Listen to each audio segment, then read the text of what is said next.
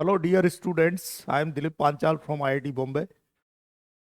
संभव एकेडमी के online platform पर मैं आपका हार्दिक अभिनंदन करता हूं। आज हम लोग लेक्चर नंबर 6 स्टार्ट कर रहे हैं। तो let us start lecture number 6।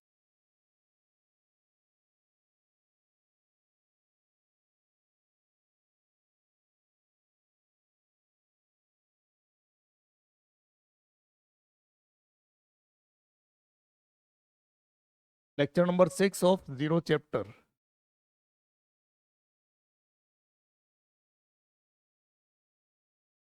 Okay.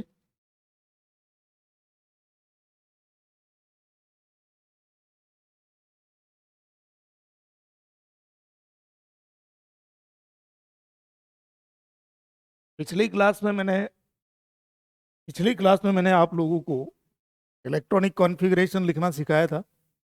ठीक है, वो आपको अच्छे से मालूम हुआ ही सही। कुछ एटम्स के इलेक्ट्रॉनिक कॉन्फ़िगरेशन भी बताए थे। अबव प्रिंसिपल के एक्सेप्शंस भी हम लोगों ने डिस्कस किए। ठीक है, हुन्स रूल डिस्कस किया, पाउलीज एक्सक्लूजन प्रिंसिपल भी डिस्कस किया। तो हुन्स रूल से रिलेटेड कुछ क्वेश्चंस मुझे करवाने हैं अभी। ठीक है, फिर उसके बाद और आगे बढ़ेंगे हम लोग। तो क्वेश्चन ट्राई करते हैं। क्वेश्चन लिखिए।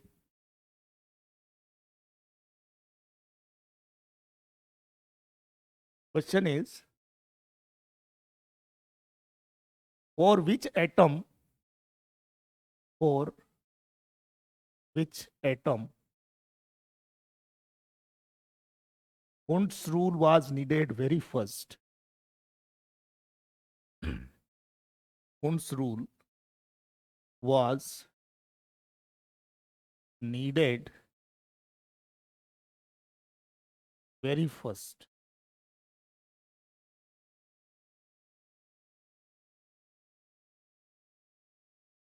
कौन से एटम के लिए हुंड रूल की सबसे पहले आवश्यकता हुई? ठीक है, सॉल्व करते हैं इसको।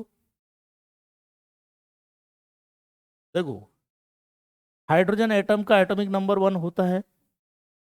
एक प्रोटॉन होगा, एक इलेक्ट्रॉन होगा। एक इलेक्ट्रॉन है तो electronic configuration is 1s1। s1 के लिए Hund rule is not needed. ठीक है। हीलियम की बात करें तो एटॉमिक नंबर होता है इसका 2। दो प्रोटॉन दो इलेक्ट्रॉन होंगे, दो इलेक्ट्रॉन है तो इलेक्ट्रॉनिक कॉन्फ़िगरेशन 1s2। s2 के लिए भी हुंड रूल नीडेड नहीं है। ठीक है। लिथियम की बात करें तो लिथियम का एटॉमिक नंबर होता है 3। 1s2 2s1, तो s1 के लिए भी हुंड रूल नीडेड नहीं है।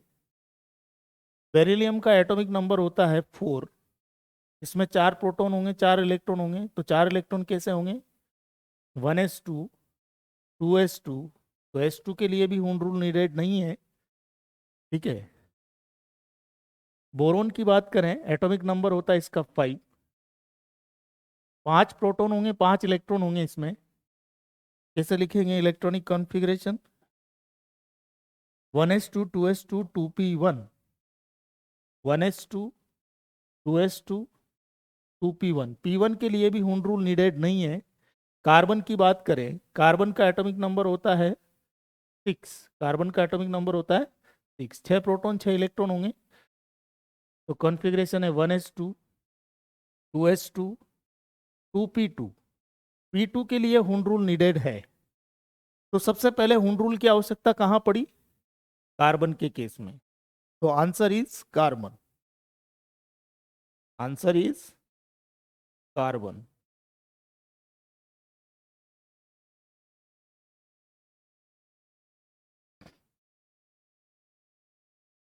Hund's rule was needed very first for carbon atom. Hund's rule Hund's rule was needed very first very first for very first for carbon atom. For carbon atom. Okay, एक और question try करते हैं। For which atom Hund's rule is needed? For which atom Hund's rule is needed?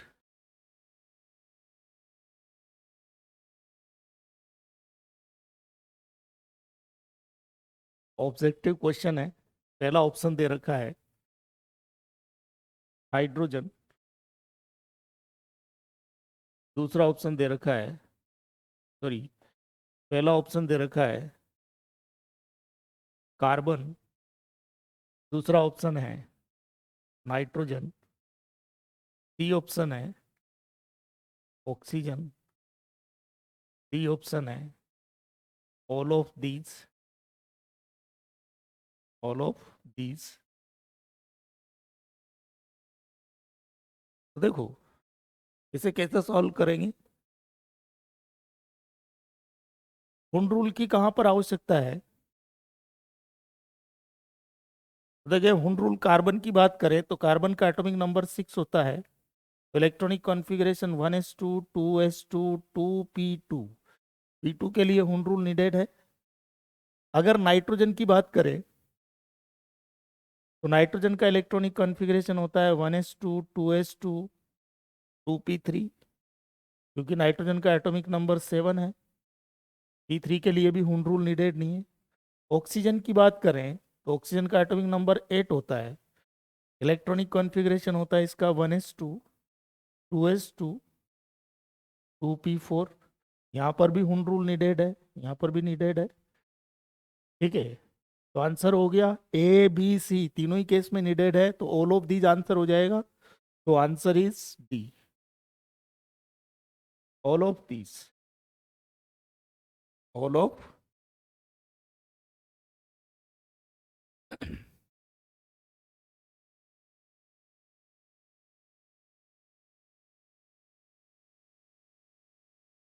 एक question करते हैं फिर से।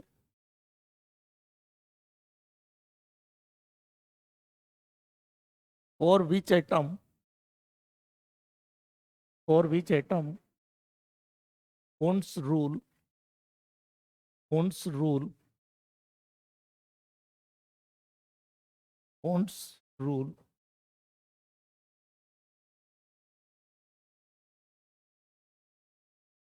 was needed, was needed very first। ये जो क्वेश्चन है इसको ऑब्जेक्टिव टाइप से बना देता हूं मैं। ए ऑप्शन है हाइड्रोजन एटम, बी ऑप्शन है nitrogen, C option carbon, D option none of these. तो सबसे पहले किस एटम के लिए हुंड रूल की आवश्यकता पड़ी।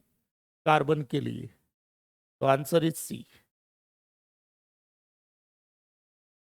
सी ऑप्शन इज करेक्ट।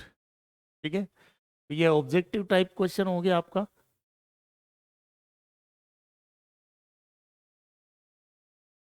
तो हुंड रूल से रिलेटेड जो क्वेश्चंस पूछे जा सकते हैं इस तरह से आते हैं एग्जाम में।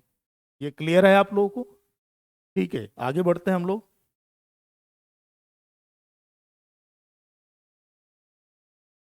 इलेक्ट्रॉनिक कॉन्फ़िगरेशन आप जानते ही हो। अब पीरियोडिक टेबल से रिलेटेड कुछ इंपॉर्टेंट पॉइंट्स लिखा देता हूं मैं।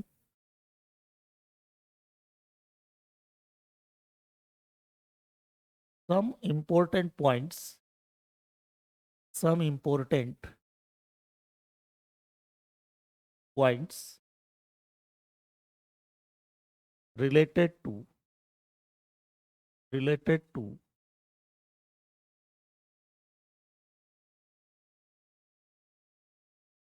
the long form of modern periodic table, modern periodic table.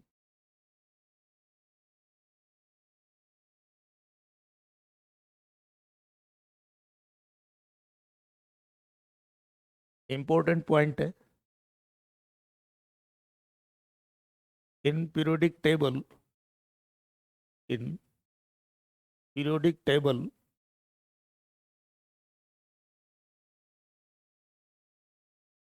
in periodic table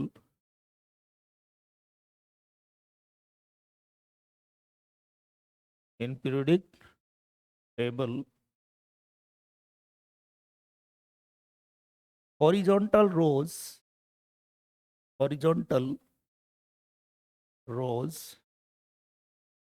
are known as periods, are known as periods, and vertical columns and vertical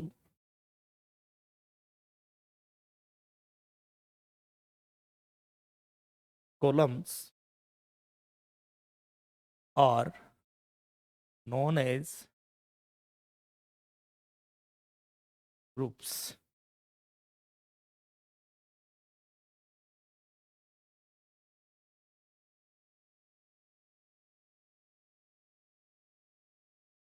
बहुत ही ज्यादा important point, in periodic table, in periodic table period number small n represents to the outermost cell, represents to the outermost cell, outermost cell of an atom, of an atom।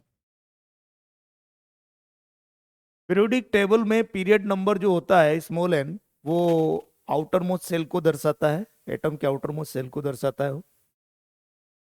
ये important points थे periodic table में। Periodic table में देखो क्या है, यहां पर left में एस ब्लॉक है, एस ब्लॉक,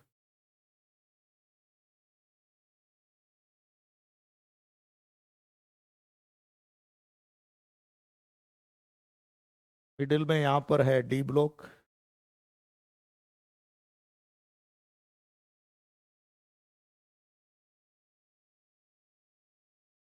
इधर है पी ब्लॉक,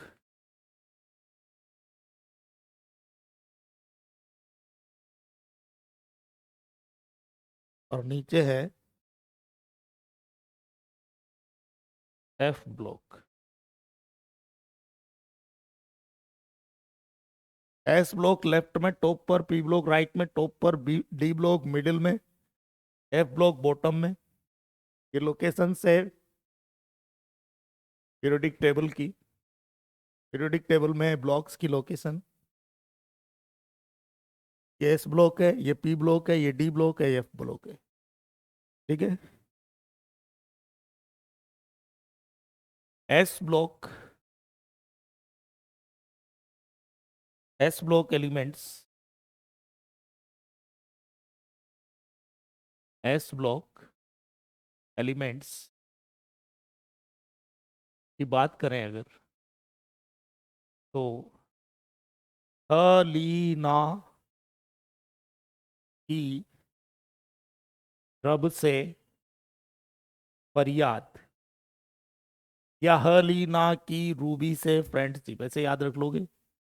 ये फर्स्ट पीरियड होता है n इक्वल टू 1, ये सेकेंड पीरियड, ये third period, fourth period, fifth period, sixth period, seventh period. Periodic table में टोटल नंबर ऑफ पीरियड 7 है। लिथियम के जस्ट सामने होता है बेरिलियम। बेटा मांगे कार, स्कूटर, बाप राजी, ऐसे याद रख सकते हो। ये ग्रुप नंबर 1, ये ग्रुप नंबर 2। ये हाइड्रोजन जो है नॉन मेटल एटम है। Hydrogen atom is non metal atom, non metal atom.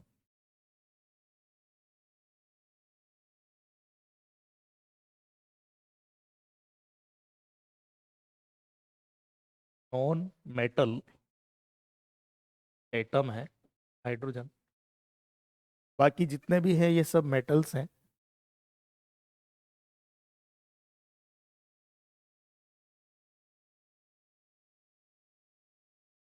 ये सब के सब क्या है?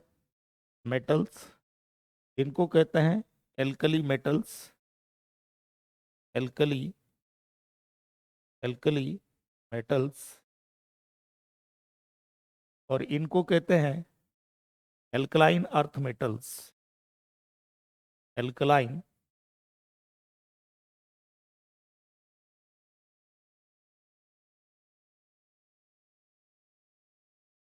Alkaline earth metals.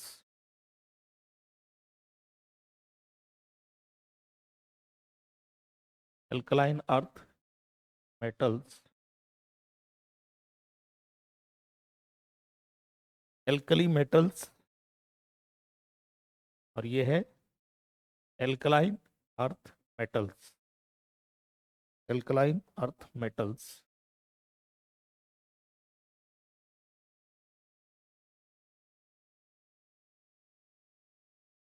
तो ये सब के सब मेटल्स हैं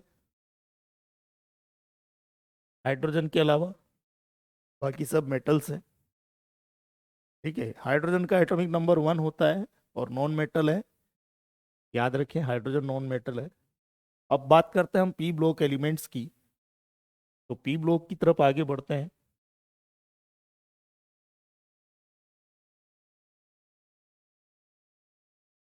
P block elements, P block elements.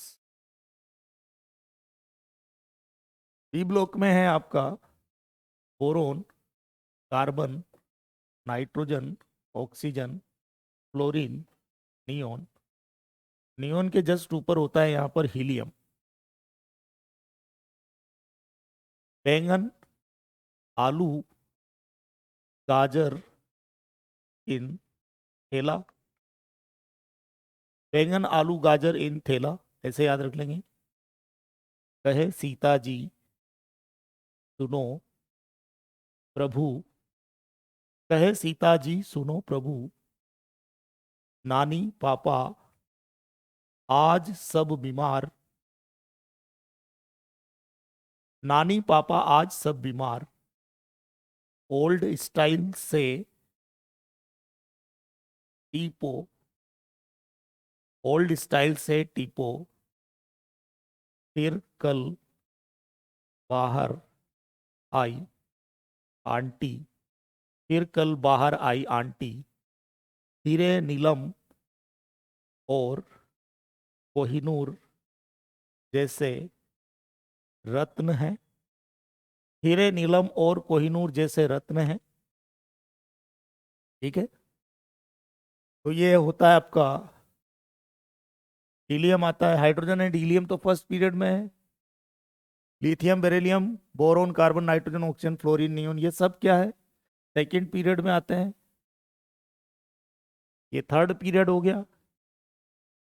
ये फोर्थ पीरियड हो गया।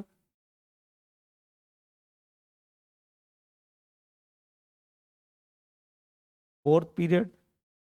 ये फिफ्थ पीरियड। ये सिक्स्थ पीरियड। सातवें पीरियड में जगह खाली पड़ी हुई है। टोटल नंबर ऑफ पीरियड 7 है। ठीक है। Helium, neon, argon, krypton, xenon, radon, ये क्या है? नोबल गैसेस हैं। These are noble gases. अब देखो, ई ब्लॉक में ये तो याद रखने के बारे में हुआ, ट्रिक से याद रख लेंगे। अब देखो, P block elements, P block elements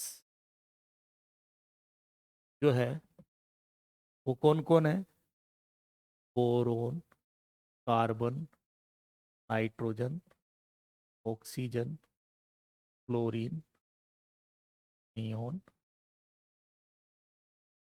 neon के जस्ट ऊपर होता है यहाँ पर helium, boron, aluminium, gallium, indium, helium,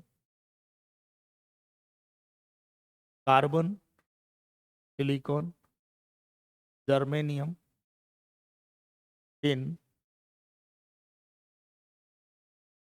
lead, nitrogen, phosphorus,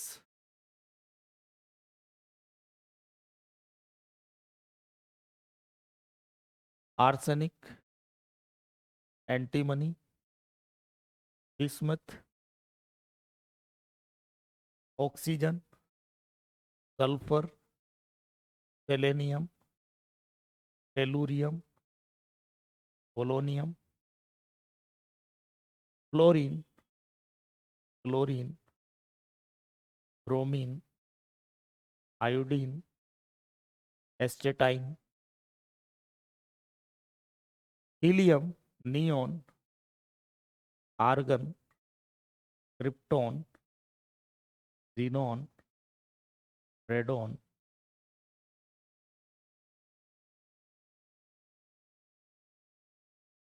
ये है आपका period number n=1, period number 2, period number 3, period number 4, period number 5, period number 6। In periodic table period number represents to outer most shell. ठीक है, जैसे helium, neon, argon, krypton, xenon, radon जो है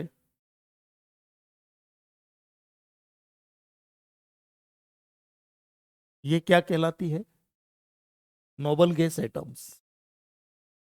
ये है नोबल गैसेस।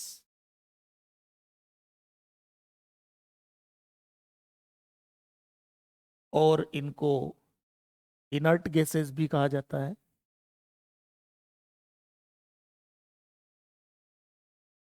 नोबल गैसेस और inert gases.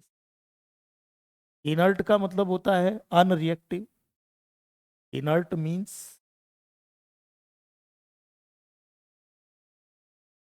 Unreactive. Inert means unreactive. और unreactive का मतलब क्या हो गया? स्टेबल। तो इनर्ट गैसेस जो होते हैं ये स्टेबल हैं। इनका कॉन्फ़िगरेशन स्टेबल इलेक्ट्रॉनिक कॉन्फ़िगरेशन होता है। तो इनको तो हम डिस्कस करेंगे नहीं क्योंकि ये तो ऑलरेडी स्टेबल है।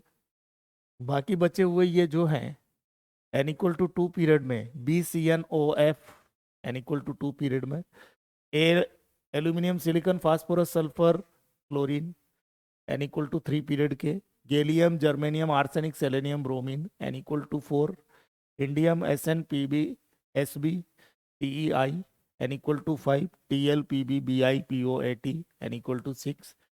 इन एटम्स के बारे में जानकारी हम लेंगे। ठीक है, तो देखो 1 2 3 4 5, इधर से 1 2 3 4 5, 5x5 का एक स्क्वायर है ये। अब देखो यहाँ पर ये मेन डायगोनल है इसका। तो कैसे याद रखें? भोले शिव ऐसी तेरी आत्मा, गीत सब यही गाते रहे। भोले शिव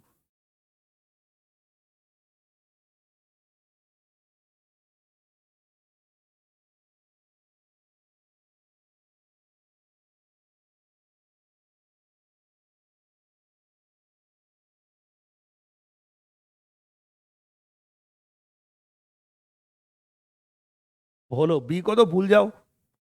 शिव ऐसी तेरी आत्मा, गीत सब यही गाते रहे। शिव ऐसी तेरी आत्मा, गीत सब यही गाते रहे। तो ये जो लिखे मैंने बॉर्डर लाइन के अंदर, ये मेटलोइड्स कहलाते हैं। क्या कहलाते हैं बेटा? ये these are called as metalloids.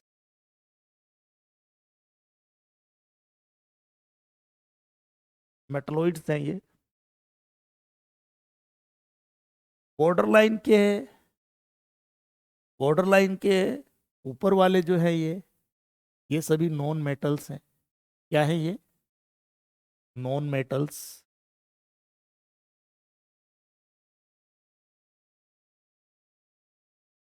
और ये बॉर्डर लाइन के नीचे जितने भी हैं, D block, F block, S block में हाइड्रोजन के अलावा जो एटम्स हैं वो सब के सब क्या है? मेटल। वो सब क्या है? मेटल्स है। ठीक है।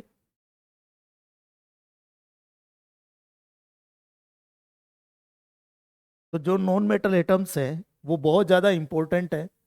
उनका डिस्कशन हम पूरा डिटेल में करेंगे। ठीक है। तो लिखिए आगे, सम इम्पोर्टेंट, सम इम्पोर्टेंट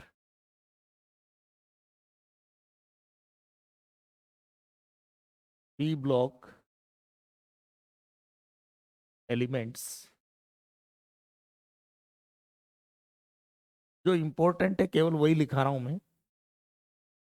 जो नॉन मेटल एटम्स हैं केवल वो लिखा रहा हूं। तो कौन कौन से important P block elements?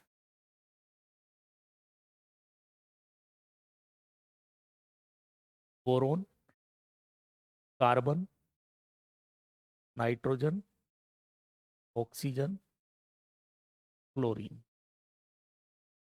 N के नीचे पी है वो फास्फोरस, ओ के नीचे एस सल्फर, सल्फर के नीचे सेलेनियम भी नॉन मेटल्स ही होता है। क्लोरीन के नीचे क्लोरीन, उसके नीचे ब्रोमीन, उसके नीचे आयोडीन। इनकी बात करेंगे हम लोग। Boron, carbon, nitrogen, oxygen, fluorine कौन से पीरियड के एटम्स हैं ये? सेकेंड पीरियड के। फास्फोरस, सल्फर, क्लोरीन कौन से पीरियड के एटम्स हैं? थर्ड पीरियड के। सेलेनियम, ब्रोमीन कौन से पीरियड में आते हैं? n = 4। Iodine n = 5। Fifth period का एटम है आयोडीन। तो पीरियोडिक टेबल में हॉरिजॉन्टल रोज जो होती है उनको पीरियड्स कहते हैं, एंड वर्टिकल कॉलम्स जो होते हैं उनको ग्रुप्स कहते हैं। पीरियोडिक टेबल में period number outer most shell को दर्शाता है। n = 2 में है बोरोन, तो बोरोन का आउटर मोस्ट सेल क्या हो गया? n = 2। कार्बन का आउटर मोस्ट सेल भी क्या हुआ है? n = 2। नाइट्रोजन का भी n = 2। ऑक्सीजन का भी outer most shell n = 2। Fluorine का भी n = 2। फास्फोरस का outer most shell n = 3। Sulphur का outer most shell n = 3। Chlorine का आउटर मोस्ट सेल भी n = 3। सेलेनियम का outer most shell n = 4। Bromine का आउटर मोस्ट सेल भी n = 4। आयोडीन का आउटर मोस्ट सेल n = 5। तो periodic table में period number outer most shell को दर्शाता है। कोई एटम जिस पीरियड में मौजूद है उस एटम का आउटर मोस्ट सेल वही है जो कि उसका पीरियड नंबर है। ठीक है।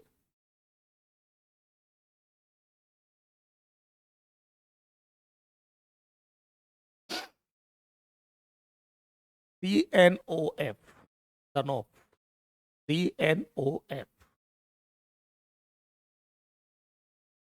देखो ये नंबर है 786 है, जैसे नंबर ये बहुत फेमस है, आप समझते होंगे। 786, 6 को आगे ले आए तो ये हो गया 678। तो सन ऑफ CNOF 678। कार्बन का एटॉमिक नंबर 6, नाइट्रोजन का 7, ऑक्सीजन का 8, फ्लोरीन का 9। तो बोरोन का कितना होगा? बी को भूल जाओ थोड़ी देर के लिए। बोरोन का एटॉमिक नंबर कितना होगा? 5। तो CNOF का एटॉमिक नंबर याद रह जाएगा। 7 में 8 बढ़ाओ तो P से 15, ये वैसे ही याद रह जाएगा। 7 + 8 कितना होता है? 15। S से 16 वैसे ही याद रह जाएगा। 8 में 8 बढ़ाओ 16, 9 में 8 बढ़ाओ 17, 15, 16, 17। सेलेनियम, ब्रोमीन, आयोडीन का एटॉमिक नंबर मालूम भी नहीं हो तो भी चलेगा, कोई दिक्कत नहीं है, बट इतना सा रफली आपको इतना तो आइडिया होना ही चाहिए। इतने एटम्स के एटॉमिक नंबर आपको पता होना चाहिए। ठीक है। आउटर मोस्ट सेल n = 2 है, तो इसमें कौन कौन से सब सेल्स होंगे? 2 सब सेल्स। कौन कौन से? 2s 2p। Third energy level outer most shell है तो उसमें कौन कौन से सब सेल होंगे? 3s 3p एंड 3d भी होंगे। Fourth energy level outer most shell है तो उसमें 4 सब सेल होंगे, कौन कौन से? 4s 4p 4d and 4f। Fifth energy level outer most shell है तो उसमें 5 सब सेल्स होंगे, 5s 5p 5d 5f and 5g। ठीक है। ऑक्टेट पूरा करने के लिए एस में 2 पी में 6 8 इलेक्ट्रॉन हो जाएंगे। एस में 2 पी में 6 8, एस में 2 पी में 6 8, एस में 2 पी में 6 8। यहाँ पर 8 से ज्यादा इलेक्ट्रॉन नहीं भर सकते, एस में 2 पी में 6 अधिकतम 8 इलेक्ट्रॉन भर सकते हैं टोटल। यहाँ पर खाली डी सबसेल है तो डी ऑर्बिटल्स होने की वजह से ऑक्टेट एक्सपेंशन संभव है, 8 से ज्यादा इलेक्ट्रॉन भरे जा सकते हैं। यहाँ 4d 4f खाली पड़े हुए हैं, यहाँ पर ऑक्टेट एक्सपेंशन संभव है। यहाँ 5d 5f 5g खाली पड़े हुए हैं, इसका मतलब 8 से ज्यादा इलेक्ट्रॉन रखने की कैपेसिटी है। तो n इक्वल टू 3 या 3 से अधिक है जिसकी वैल्यू n की वैल्यू पीरियड नंबर की वैल्यू, उनमें ऑक्टेट एक्सपेंशन संभव है। लेकिन जिनके लिए n की वैल्यू 2 है उनमें ऑक्टेट एक्सपेंशन संभव नहीं है। जैसे boron carbon nitrogen oxygen fluorine में ऑक्टेट एक्सपेंशन संभव नहीं है, लेकिन phosphorus sulphur chlorine selenium bromine iodine इन सभी में ऑक्टेट एक्सपेंशन पॉसिबल है। ठीक है। तो यहाँ पर हम लिख सकते हैं कि n इक्वल टू 2 पीरियड वाले जो एटम्स हैं इनमें octet expansion is never possible, never possible. इनमें octet expansion is never possible, octet expansion is never possible। जबकि n इक्वल टू 3 या 3 से ज्यादा है जिनके लिए उनमें एम्प्टी डी सब सेल होगा, इसलिए लिख सकते हैं कि octet expansion is possible, octet expansion is possible। समझ में आ गई ये बात? ये तो ट्रिक थी याद रखने के लिए, तो मैं रफ कर दे रहा हूँ। समझ में आया बात? तो इसको मेमोराइज कर लेंगे आप लोग, बहुत ही ज़्यादा इंपॉर्टेंट है ये, बहुत बार रिपीट होगा, बार बार काम में आएगा ये, इसको बहुत बार लिखने की आवश्यकता पड़ेगी हम लोग को, तो मेमोराइज इट। ठीक है।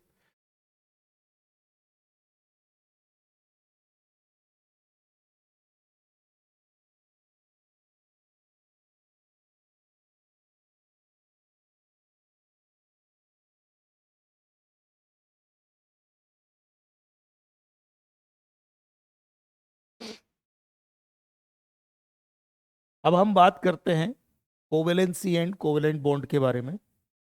नया टॉपिक ले रहे हैं हम लोग, कोवेलेंसी एंड कोवेलेंट बॉन्ड। ठीक है। Covalency and covalent bond.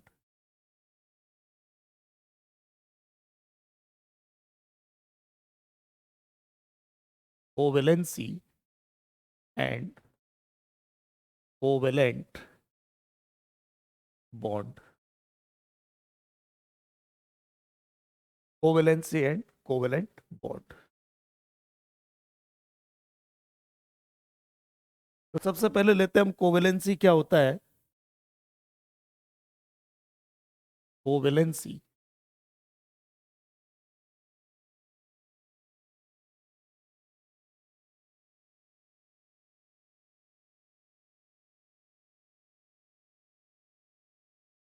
Covalency of a non metal atom, covalency of a non-metal atom is equal to the number of number of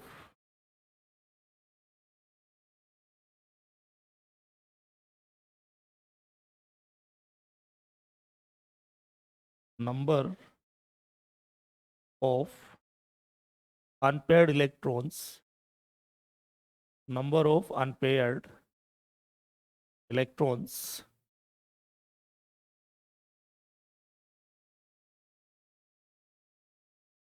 present in the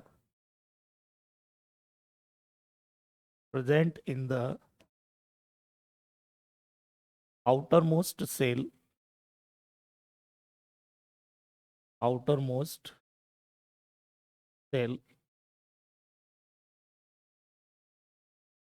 of that non-metal atom of that non-metal atom.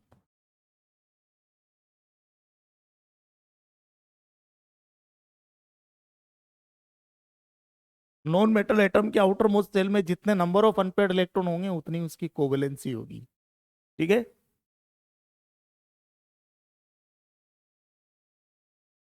The unpaired electrons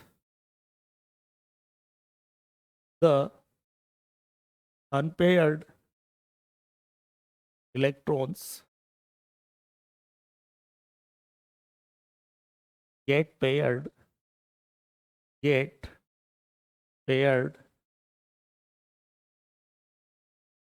by sharing the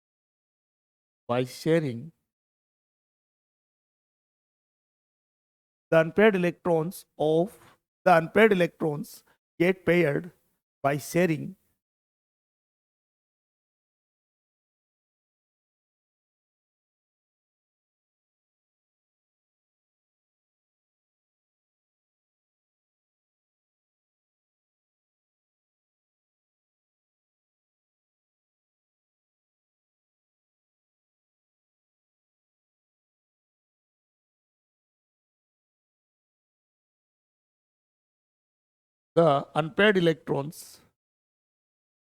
the unpaired electrons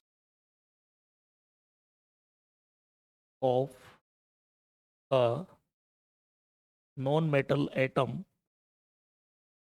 The unpaired electrons of a non-metal atom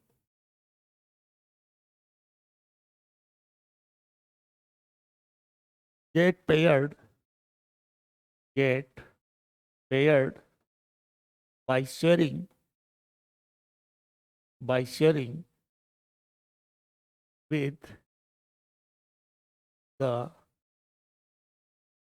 with the unpaired electrons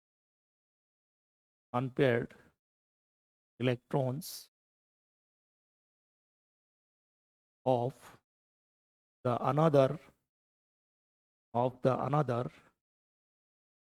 non-metal atom.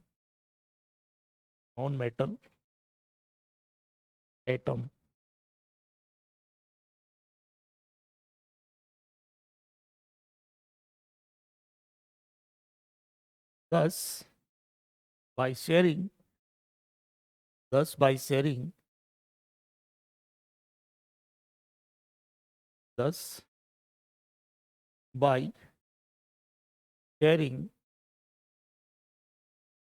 of unpaired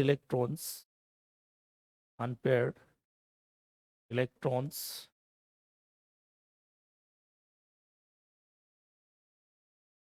of the two non-metal atoms,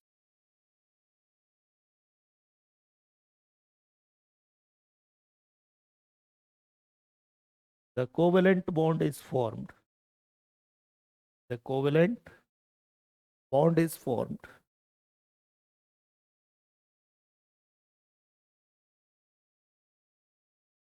The covalent bond is formed.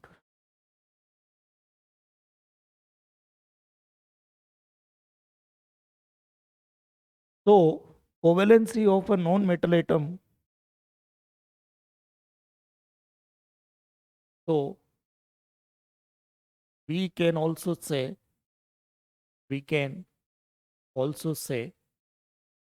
that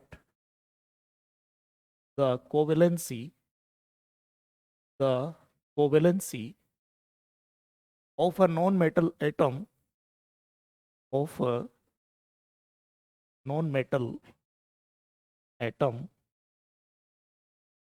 is equal to the number of covalent bonds of covalent bonds, the number of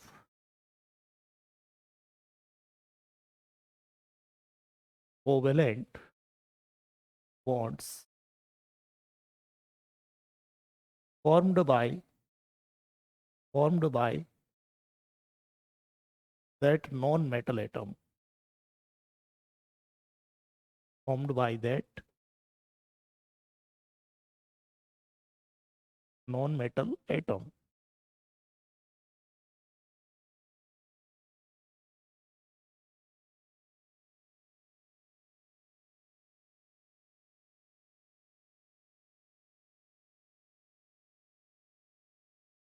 जैसे example लेते हैं एक,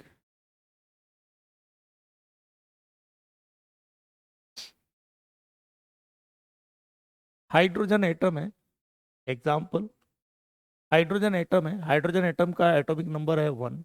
hydrogen atom जो होता है हमारा non metal atom होता है, this is non metal atom, ठीक है। हाइड्रोजन का Z1 है तो इसमें नंबर ऑफ प्रोटॉन कितने होते हैं 1, नंबर ऑफ इलेक्ट्रॉन भी कितने होते हैं 1, जितने प्रोटॉन उतने इलेक्ट्रॉन होंगे, Z हमेशा नंबर ऑफ प्रोटॉन के इक्वल होता है।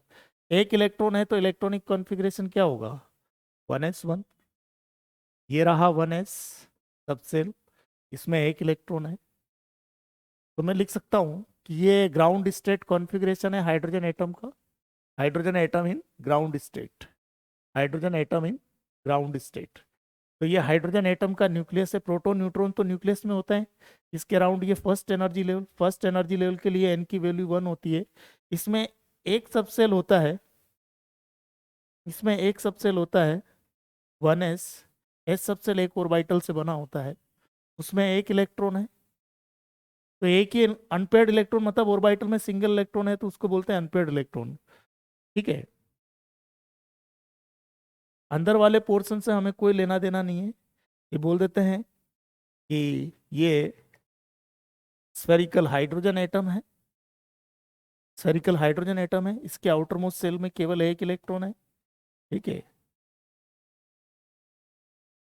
तो हम लिख सकते हैं कि ये हाइड्रोजन एटम है और इसके आउटर मोस्ट सेल में केवल एक ही इलेक्ट्रॉन है, तो एक अनपेयर्ड इलेक्ट्रॉन है तो कोवेलेंसी ऑफ हाइड्रोजन कितनी होगी 1, covalency of hydrogen equal to 1, एक ही अनपेयर्ड इलेक्ट्रॉन है क्योंकि।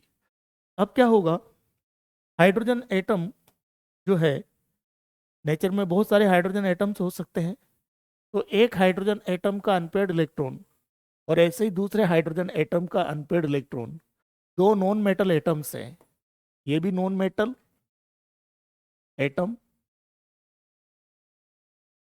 और ये भी नॉन मेटल एटम,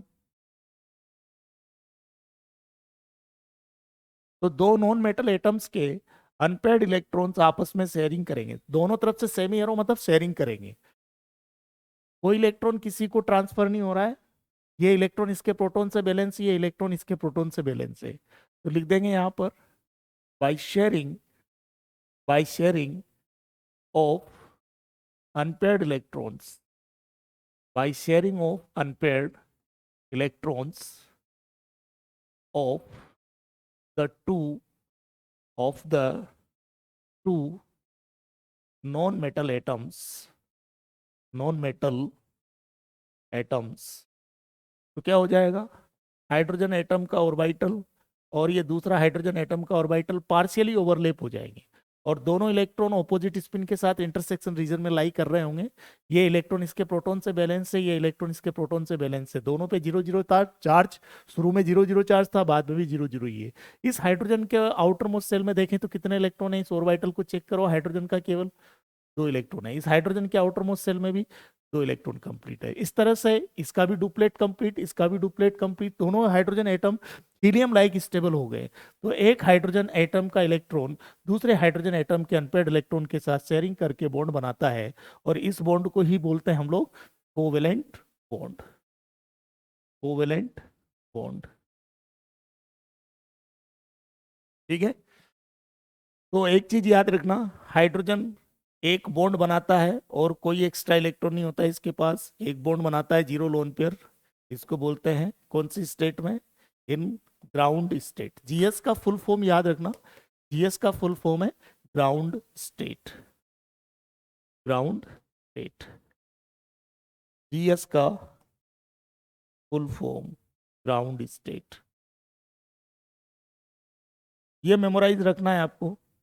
हाइड्रोजन एक बॉन्ड बनाता है, जीरो लोन पे रखता है, in ground state, memorise it. ठीक है। हाइड्रोजन के बाद हम बात करें बोरोन की, नेक्स्ट एग्जांपल लेते हैं।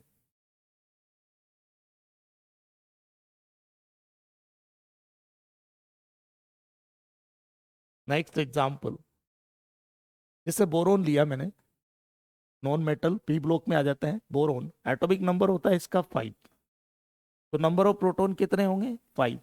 नंबर ऑफ इलेक्ट्रॉन भी कितने होंगे? 5। 5 प्रोटॉन 5 इलेक्ट्रॉन, जेड हमेशा नंबर ऑफ प्रोटॉन के इक्वल होगा।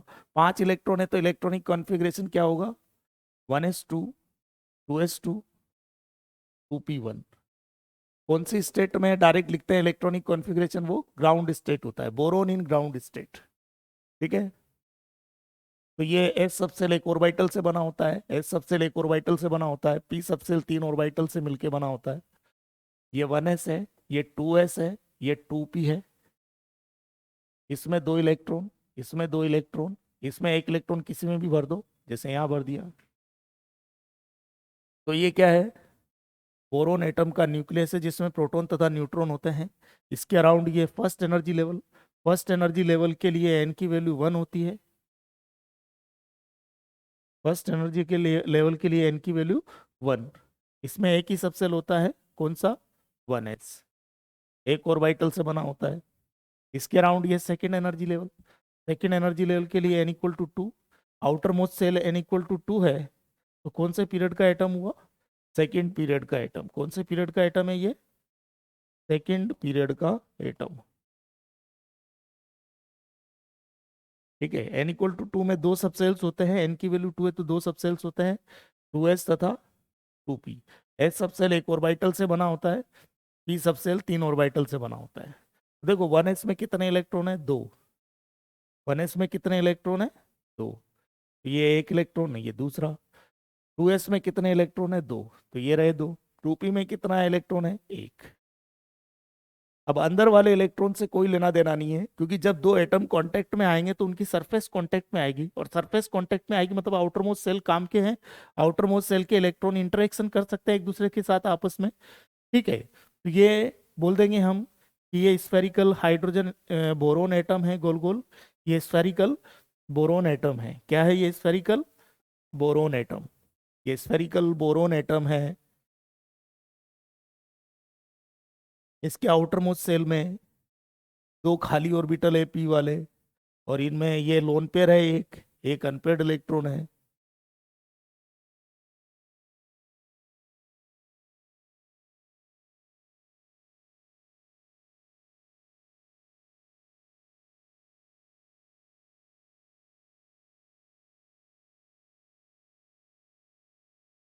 ठीक है। तो मैं बोल सकता हूं कि ये बोरोन एटम है, इसके पास एक भरा हुआ ऑर्बिटल है, ये एक में अनपेयर्ड इलेक्ट्रॉन है और 2 खाली ऑर्बिटल है। तो इसके पास एक अनपेयर्ड इलेक्ट्रॉन है, इसके पास एक अनपेयर्ड इलेक्ट्रॉन है। तो एक अनपेयर्ड इलेक्ट्रॉन है तो ग्राउंड स्टेट कोवेलेंसी कितनी होगी इसकी? तो ये है बोरोन इन ग्राउंड स्टेट, बोरोन इन ग्राउंड स्टेट। तो क्या बोलेंगे? एक अनपेयर्ड इलेक्ट्रॉन है तो एक ही कोवेलेंसी होगी, तो क्या लिख सकते हैं हम? Ground state covalency, ground state covalency of boron equal to 1। समझ में आ गई ये बात? अब देखो, पूरी तरह से भरा ऑर्बिटल भी है, पूरी तरह से खाली ऑर्बिटल भी है। तो पूरी तरह से भरे ऑर्बिटल से पूरी तरह से खाली ऑर्बिटल में एक इलेक्ट्रॉन जंप कर जाए, पूरी तरह से भरे ऑर्बिटल से पूरी तरह से खाली ऑर्बिटल में एक इलेक्ट्रॉन जंप कर जाए, तो इसको बोलेंगे इंटरनल एक्साइटेशन होना। क्या बोलेंगे इसे? Internal excitation. तो यहां लिख देंगे by internal excitation, by internal excitation. Internal excitation के द्वारा क्या होगा, ये बोरोन एटम है, इसके पास यहाँ पर सिंगल इलेक्ट्रॉन रह जाएगा और यहाँ से यहाँ आ जाएगा एक इलेक्ट्रॉन, और इसमें एक था ही सही, और ये खाली ऑर्बिटल रहेगा एक पी ऑर्बिटल। तो एक इलेक्ट्रॉन यहाँ से यहाँ आ जाएगा तो दो, एक दो तीन अनपेयर्ड हो जाएंगे इस तरह से, और एक खाली ऑर्बिटल बचा रहेगा। तो तीन अनपेयर्ड इलेक्ट्रॉन है तो इसकी कोवेलेंसी कितनी हो जाएगी, तीन। और ये बोरोन कौन सी स्टेट में कहलाएगा, in excited state, in excited state. तो हम लिख सकते हैं कि excited state covalency of boron equal to 3। और रूम टेम्परेचर पर बोरोन की कौन सी कोवेलेंसी एग्जिस्ट करती है, एक्चुअली एक्साइटेड स्टेट कोवेलेंसी ही एग्जिस्ट करती है। तो याद रखना कि बोरोन के पास तीन अनपेयर्ड इलेक्ट्रॉन है तो तीन बॉन्ड बनाता है और एक पी ऑर्बिटल खाली होता है, ये याद रखें। कौन सी स्टेट में, इन एक्साइटेड स्टेट में। ये बहुत इंपॉर्टेंट है, इसको रट लेना ऐसे कैसे ही।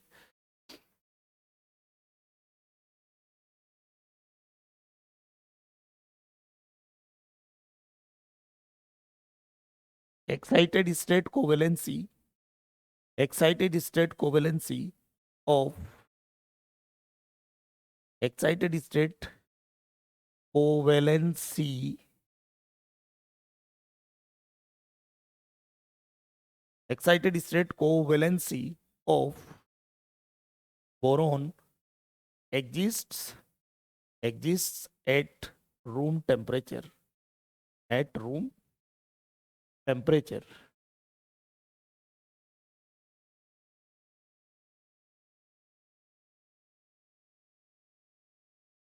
which is 3। बोरोन की रूम टेम्परेचर पर कौन सी कोवेलेंसी एग्जिस्ट करती है, एक्साइटेड स्टेट कोवेलेंसी, जो कि कितनी है, 3 है। अगर कुछ ना बोले तो भी क्या बोलना है, बोरोन की कौन सी कोवेलेंसी सेल्फ अंडरस्टूड है, रूम टेम्परेचर कितनी, 3। अगर बोले excited state covalency of boron कितनी, तब भी क्या बोलना है, 3। और अगर स्पेशली मेंशन करे कि ground state covalency of boron कितनी, तो 1 बोलना है। ठीक है, तो 3 ज्यादा काम की है हमारे लिए, यही इंपॉर्टेंट है। ठीक है, तो बोरोन भी हमारा कंप्लीट हो गया। चलो आज के लिए इतना ही है, अगली क्लास में हम कार्बन नाइट्रोजन वगैरह के बारे में आगे बढ़ेंगे और भी आगे जाएंगे हम लोग। ठीक है, आज के लिए इतना ही है। ठीक है, मिलते हैं अगली क्लास में। Till then goodbye, thank you all.